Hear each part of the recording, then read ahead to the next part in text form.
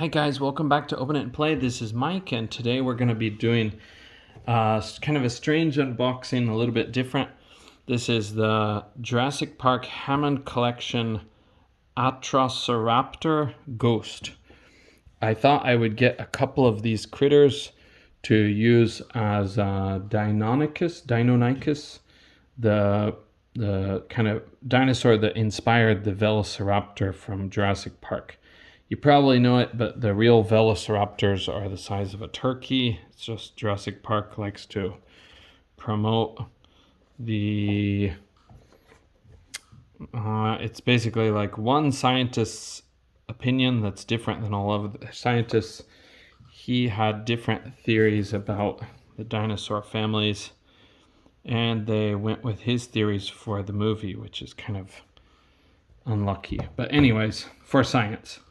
Anyways, I'm going to try to use these guys as a couple Deinonychus.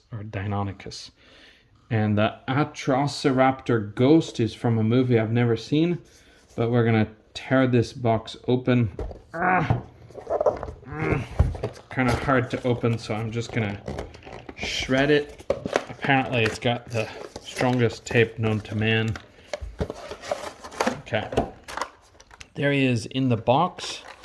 And since I did buy two of these guys, I have seen him before, and I do kind of know what's coming. So I'm going to pop him out, hopefully without destroying his limbs. Oh, he does have a... I forgot he does have a little cord in here to hold him in place. And mine comes with a bit of a curl on the tail because he was packaged wrong, but I think it'll straighten out with time.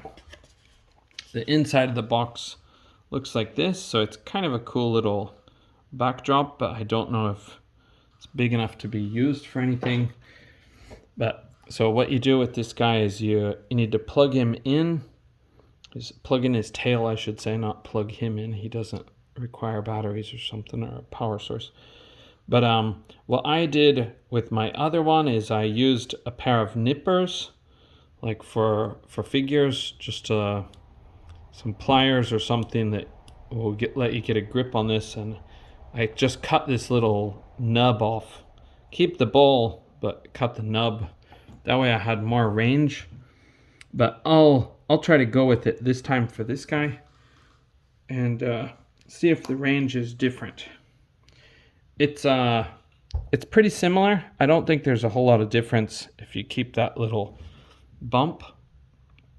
But yeah, this guy is going to look goofy until his tail straightens out. That's kind of weird, huh? Okay, anyways, this figure is quite cool. I thought he has really good amount of detail, and I thought he has really cool looking eyes. And I saw from one of the other YouTubers when I was considering buying this figure, their eyes were kind of screwed up in that one of them was positioned with the black part going towards the back, but both of my figures have the black part towards the front, so no errors on my figures, fortunately. Okay, and this guy's articulation is a bit limited, but I think they did a good job for the balance of realism and articulation. So let's take a look at his articulation right now. Trying to keep this in focus while we take a look at him. I know nothing about these movies, but can open his jaw that far. So he's got a decent amount of range for his jaw, and he can move his neck. Can move his neck up like that.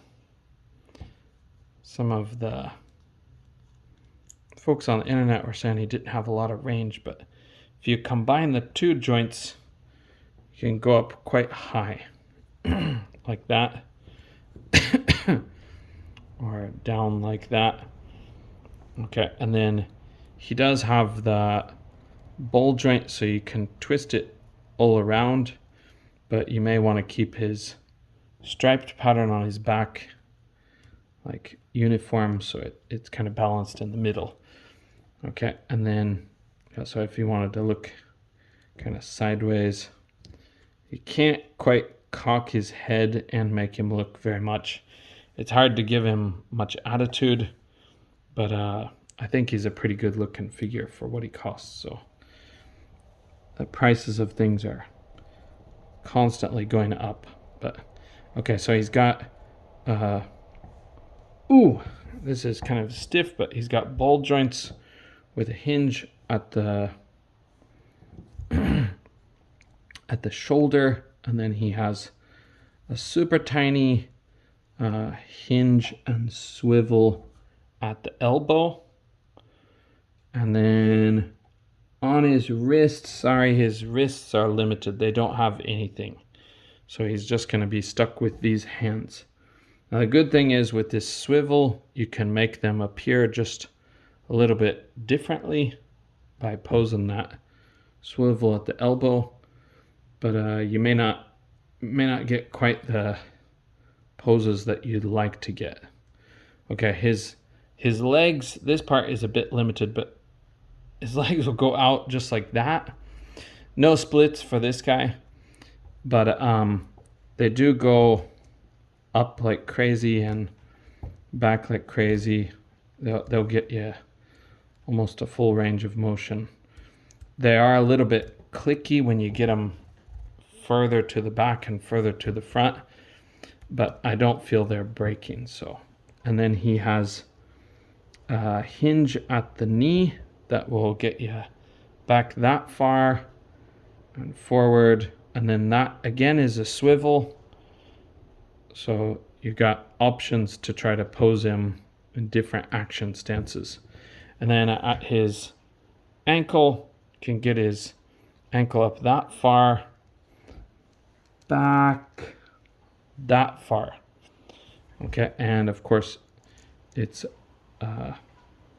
hinge and swivel too with the kind of ankle pivot. So this guy is very cool and kind of easy to pose. I think it's probably hard to balance him, but he is kind of easy to pose, so he's a lot of fun to work with. I'm not big on dinosaur toys since I was a child, I guess you'd say. But I did try to get some dinosaur toys when my son was young because I thought that was something he was into, thanks to Walking with Dinosaurs. But yeah, I think I'll be very happy with these guys.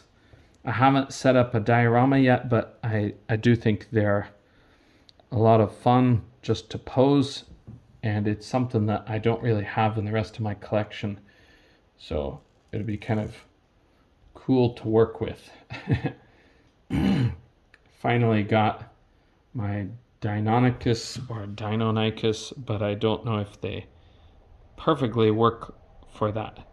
But okay, thanks for joining me on this different one, and if you guys are like me and you have Quasar and you like Quasar, then you may want to check these guys out. They're pretty fun little figures. Okay, that's it for now. See you on the next one.